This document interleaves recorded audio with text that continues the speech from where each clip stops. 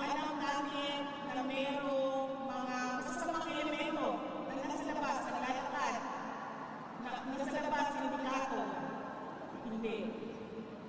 Hindi natin magagawa ang ating trabaho, hindi tayo makakapagnegosyo,